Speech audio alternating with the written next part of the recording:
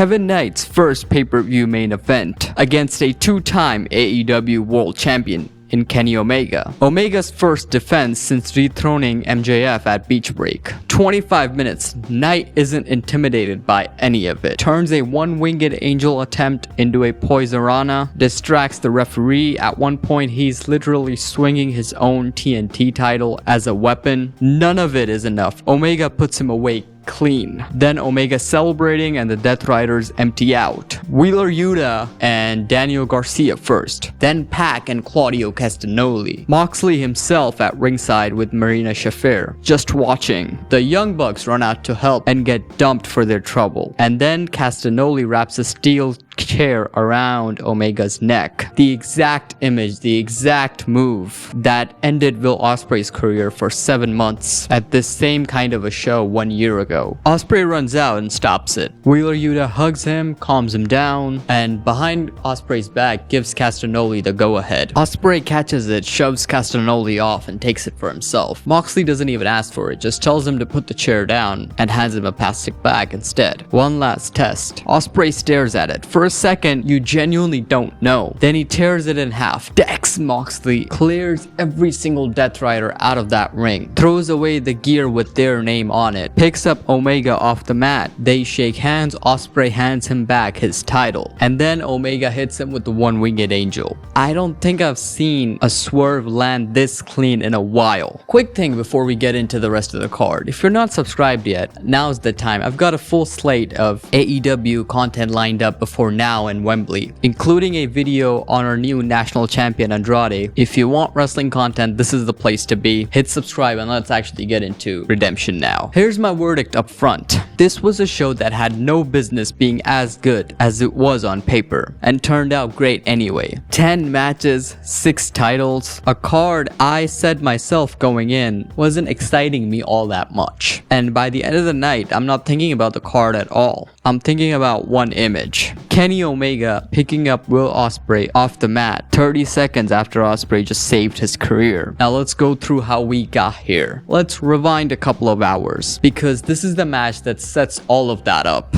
Going in, this was the one that I wanted most. Ospreay and Moxley had tagged before, but only against teams that you knew weren't the Young Bucks. This was the real test, and the entrance alone told you where the story was headed. Ospreay walked out to the Death Riders music instead of his own. Maybe for the first time. The match takes its time to get going. Nick Jackson goes down early and spends a long time selling on the floor, which leaves Matt Jackson alone against Ospreay for most of the first half. Once Nick is back in it, it opens up properly. Dives, reversals, the kind of pace that you'd expect from these four. The match takes its time to really get going. The finish is really about Moxley though. He's trying genuinely to hurt someone else, trying to end something, and Ospreay is the one who steps in and calms it down. Small moment, but it turned out to be much bigger than it looked at the time. The Bucks win, and honestly it's expected. I think it's the right call. It sets up the tag match at All In and, you know, moves the story forward for Kenny Ospreay. AEW International Championship, Kyle Fletcher versus Bandido. If you want the best match of the night in the ring, this is it. And it's not close. Fletcher and Bandido's styles just work together. His power and precision against Bandido's chaos and lucha timing, and neither guy ever really looks like he's waiting for the other guy to catch up. Reversal after reversal, near falls that actually feel like near falls. Expectations were high going in and they got cleared. Fletcher wins it with a turnbuckle brainbuster. Honestly, I'd been happy either way. Bandido earned a title run on the AEW main roster, and whenever they're ready to pull that together. But Fletcher only just won this title a few weeks ago, so it's fair to give him the time with it, especially because he never lost his TBS title. There will be another night for Bandido, I'm sure of it. Another thing worth remembering is that Fletcher went into this ring completely alone. No Don Callis family, no interferences, so that's probably not the last we hear of it. 6-way ladder match for the #1 contender for the international title. 6 guys, 1 ladder match for a shot at the title, which is already being defended on the same card. That's a little redundant on paper. If this was for the International Championship outright, it would hit completely different as a way to get a chaotic multi-man spectacle onto the card and hand some Collision regulars an actual pay-per-view moment. It works fine, I'd rather have it than not, because the 6 guys in it made it worth it regardless. Jack Perry looked great, El Clone looked great, Commander had an incredible moment running the length of the ropes and then jumping off of it, and also genuine compliment, whatever ladders that AEW is using held up for every person getting thrown onto one. WWE's ladders break on contact. These didn't budge. Mike Bailey wins it and it had to be him. Hometown crowd and the pop confirmed it. Before he even grabbed the contract, he gets his moment, and now he's got Cal Fletcher in the International Championship waiting for him in Mexico. Hopefully this is the start of something bigger for everyone else who was in that match too. AEW National Championship. Mark Davis versus Andrade. Andrade wins his first ever singles title in AEW, beat Davis clean for the national championship. And it actually makes sense once you sit with it for a while. My first reaction, and I spoke about this in a previous video, was that why is a guy who was gunning after the world title all of a sudden pivoting to the national title? But now it makes sense to me that this is exactly how you build someone into that picture properly. Give him a title first, let him carry something, and then point him at the real target. Andrade is actually getting his own dedicated video from me soon.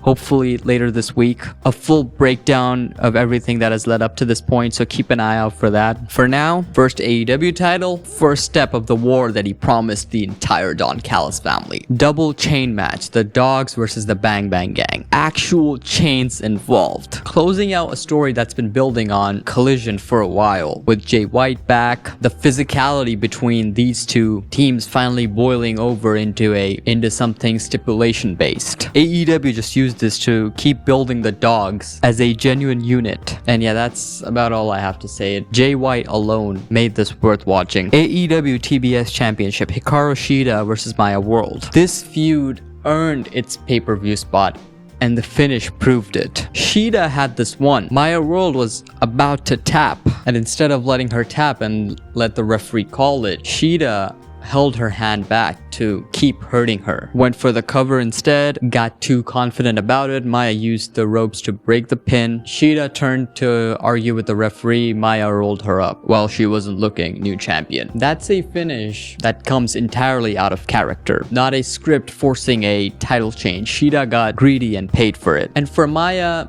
this means something. She lost the Owen Hart Cup final. She's been carrying real grief this year. Watching her get her hand erased here, with the story actually earning it instead of just handing it to her, is exactly the way to keep pushing her. AEW World Tag Team Championships. Copeland and Christian Cage versus the Death Riders. 4 guys I like a lot in Canada, and I won't pretend like the Canada part wasn't doing some of the work here, but it was still a genuinely great match on its own merits. And Copeland in particular had some of his best moments in this one. Cope and Cage retained with the crowd, and with this crowd there was never another option. And the Young Bucks come out right after, and it's made official. Cope and Cage defend their tag titles against the Bucks at All In. Everyone, myself included, was expecting some kind of multi-team ladder match at Wembley. Instead, it looks like we're getting this one-on-one match, but we're still getting the Young Bucks versus Cope and Christian, so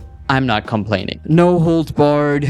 Chris Jericho, the Painmaker versus Tommaso Ciampa. We already saw these two at Beach Break a few weeks ago. I didn't need a rematch to be interested, and the no holds barred stipulation didn't hurt. And this is proof of how much variety this card actually had. By this point in the night, we'd already had a ladder match, a tag match, a chain match, and now a genuinely violent hardcore brawl, leaning hard into Montreal's hockey history, which I'm not gonna pretend to be an expert in, but we had hockey pucks, thumbstacks, a table, all of it. Jericho wins it in front of a Canadian crowd that was on board with everything that the Painmaker did to Ciampa. Exactly what you'd expect from these two with no rules attached. Nothing more complicated to say than that it delivered. AEW Women's World Championship, Thekla versus Willow Nightingale. Willow Nightingale is your new AEW Women's World Champion. I'm happy for her. She's coming off of an injury, and getting thrown straight back into the top of the division is exactly the kind of push that we want to see. But I'll say it, Thekla carried the women's division for months, and part of me wanted to see her walk into Wembley as the champion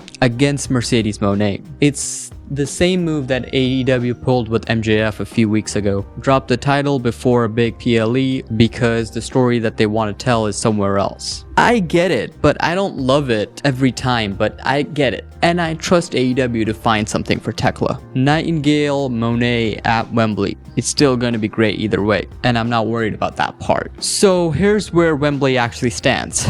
Kenny Omega and Will Ospreay were already booked for the AEW World Championship before tonight. They're still booked for it after tonight. Omega knocked out Ospreay cold with the one-winged angel 30 seconds after Ospreay bled for him. So that match just changed completely. Here's what I keep turning over. Ospreay now go back to the Death Riders. He threw away the gear with their logo on it. He beat Moxley down with his bare hands in front of everyone. That's about as clean a break as you can write, but it also means he did all of that, made the exact choice everyone's been waiting a year for him to make, and the reward was getting flattened by the guy he did it for. So is he alone now? Is he gonna go crawling to a group?